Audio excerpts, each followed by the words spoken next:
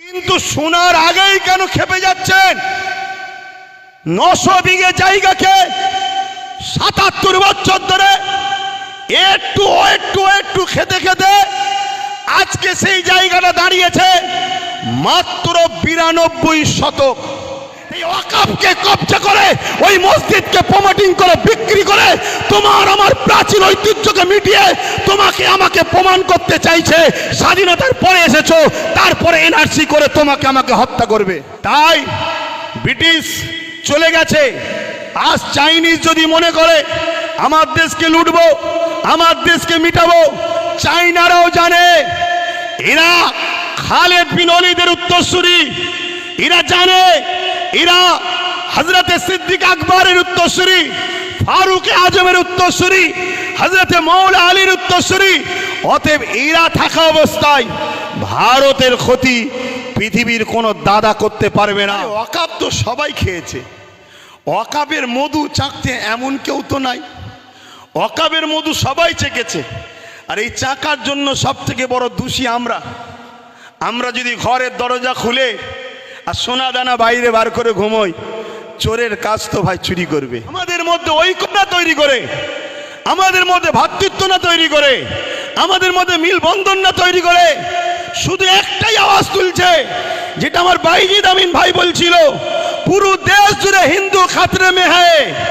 আগামী 30-এ, আগামী 40-এ মুসলমান এই হয়ে যাবে, মুসলমান ওই হয়ে যাবে, হিন্দু থাকতে পারবে না, এ থাকতে পারবে না, শুধু বলছে হিন্দু খাতরে মে হ্যায়।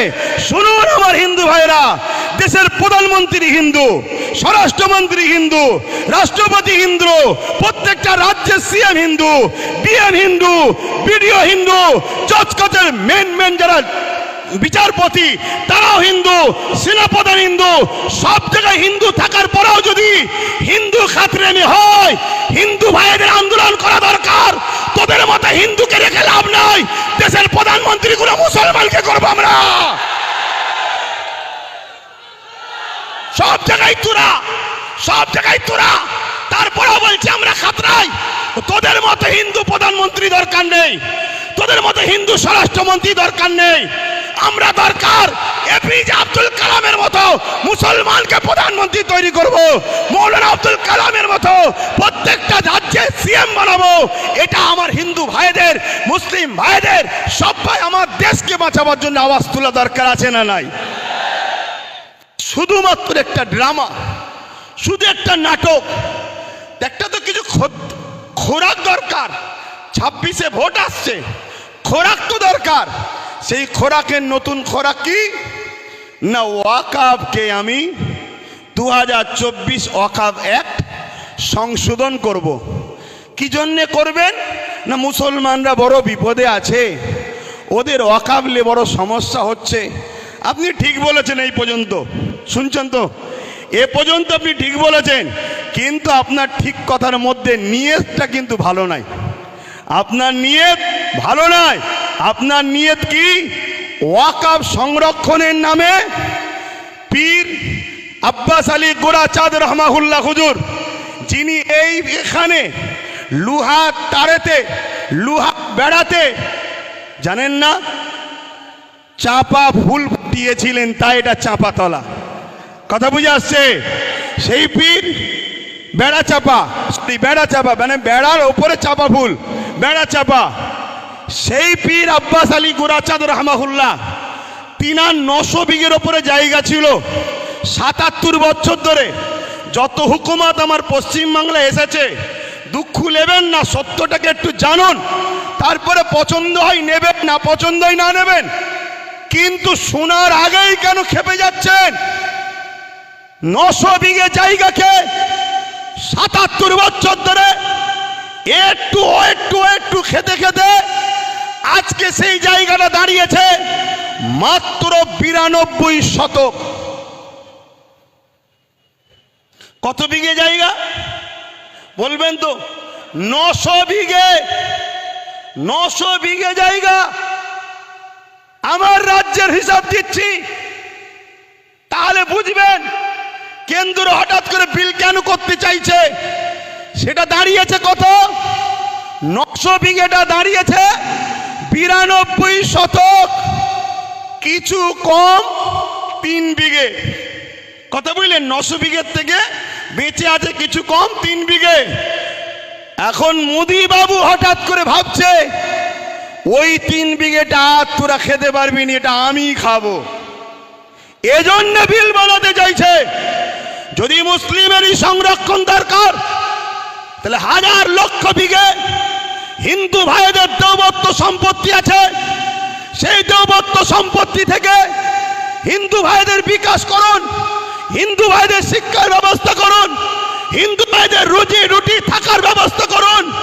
আদিবাসী ভাইদের জল জঙ্গলের সম্পদ কর্পোরেশনরা লুটে লুটে বড় বড় বিল্ডিং তৈরি করে ফেলছে। আপনি যদি উপযুক্ত প্রধানমন্ত্রী হন, দেশকে যদি ভালোবাসেন, দেশবাসী সবকা সাথ সবকা বিকাশ যদি চান, তাহলে জল জঙ্গলের দখলকৃত সম্পদকে উদ্ধার করে আদিবাসী ভাইদের শিক্ষা, স্বাস্থ্য, রুজি রুটি, কর্মসংস্থান মূল সুরাতের দিকে টেনে নিয়ে আসুন। না, উনি শুধু মুসলমানদের দরদি হয়েছে। শুনছেন তো নাকি?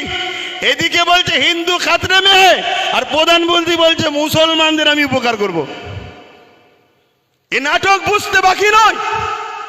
উনি এই বিলটা তৈরি করে পুরো দেশের 27 লক্ষ বিঘে সম্পদ, অঙ্কটা মনে রাখবেন, পুরো দেশ জুড়ে 27 লক্ষ বিঘে সম্পদ আছে। এই 27 লক্ষ বিঘে সম্পদকে পুরো গভর্নমেন্ট হাত করতে চাইছে। অর্থাৎ কেরলে 1400 বছরে একটা মসজিদ আছে, বাদশাহ চিরামান, যে বাদশাহ একদিন আকাশের দিকে তাকিয়ে দেখে পূর্ণিমার চাঁদ দুটুকরো হচ্ছে। এই দৃশ্যটা দেখে বাদশাহ চিরামান, হিন্দু ঘরের সন্তান, তার মনের মধ্যে তারিখটা রয়ে গেল। একদিন হযরতে মালিক রাহমাহুল্লাহ এমন করে কেরলে এসেছিল বিজনেসের জন্য।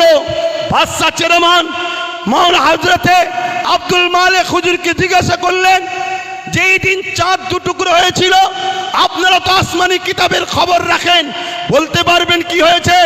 হযরত আব্দুল মালিক বললেন, এক জাদুকর আমার লিডার, আমাদের প্রফেট, মনুষ্য জাতির সর্দার নবী প্রফেট মুহাম্মদ সাল্লাল্লাহু আলাইহি ওয়াসাল্লামকে কিছু মুজিজা দেখতে চেয়েছিল আসমানে, তাই আঙ্গুলের ইশারা করেছিল, চাঁদটা দুটুকরো হয়ে গিয়েছিল।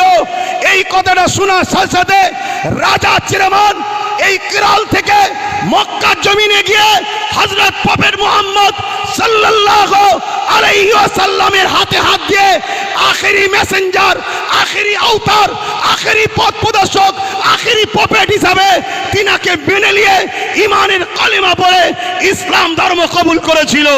সেই প্রফেটের অনুসরণ করে রাজা চিরামান কেরলে একটা মসজিদ তৈরি করেছে, যে মসজিদের বয়স 1400 বছর।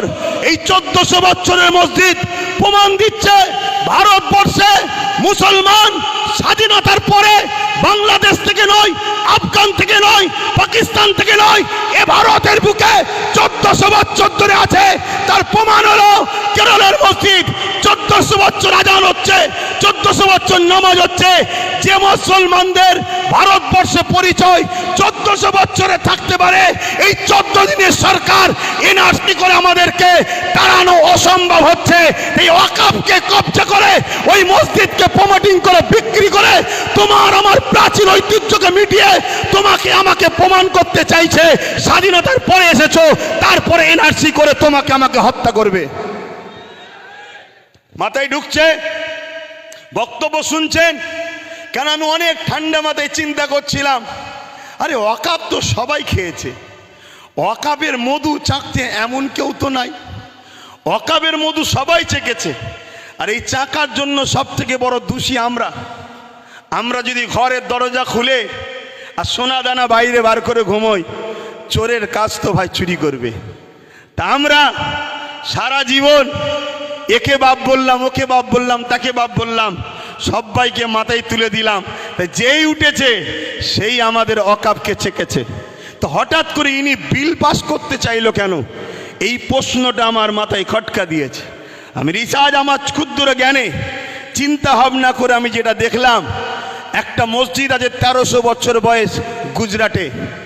এভাবে ভারতবর্ষ জুড়ে হাজার হাজার বছর ধরে ঐতিহ্যের মসজিদ, কবরস্থান, মাদ্রাসা, খানকা, দরগা প্রমাণ দিচ্ছে এ ভারতবর্ষে মুসলমান হাজার হাজার বছর ধরে আছে। স্বাধীনতার লড়াইতে 95,000 কম বেশি মানুষ দেশের জন্য জীবন দিয়েছে প্রথম কাতারে, তার মধ্যে 63,000-এরও বেশি মুসলমানের জীবন কোরবান হয়েছে দেশের জন্যে। তাই ব্রিটিশ চলে গেছে, আজ চাইনিজ যদি মনে করে আমার দেশকে লুটবো, আমার দেশকে মিটাবো, চাইনারাও জানে এরা খালেদ বিন ওয়ালিদের উত্তরসূরি, এরা জানে এরা হযরতে সিদ্দিক আকবরের উত্তরসূরি, ফারুক আজমের উত্তরসূরি, হযরতে মৌলা আলীর উত্তরসূরি। অতএব এরা থাকা অবস্থায় ভারতের ক্ষতি পৃথিবীর কোনো দাদা করতে পারবে না। তাই বড় প্ল্যান করে আজ ক্ষমতাশালী যারা তাদের দ্বারা বিভাজন তৈরি করার ষড়যন্ত্র করছে। আজকে মনে রাখবেন এই চক্রান্ত পুরো দেশ জুড়ে করছে, এর পিছনে কিন্তু আমাদেরও অন্যায় আছে না নাই? কথা বলুন। কেন 77 বছর ধরে যখন টুকটুক করে খাচ্ছিল তখন আমরা চুপ করেছিলাম, আজকে পুরো লিকে লিয়ে খাওয়ার চেষ্টা করছে। সমাজের বুকে একটা মিডিয়া মাধ্যমে প্রচার হচ্ছে, কিরকম মিথ্যা প্রচার একদল মিডিয়া করছে। দেখুন কি প্রচার করছে। 1995 একটা আইন হয়েছিল, সেই আইনে নাকি আছে মুসলমান 4-5 জন যেখানে দাঁড়াবে দাঁড়িয়ে বলবে এটা আমার, সেটা ওয়াকফ হয়ে যাবে। শুনছেন? আচ্ছা এটা কখনো হয়? এটা কখনো হয়? এভাবে সমাজের মধ্যে বিভাজন তৈরি করছে।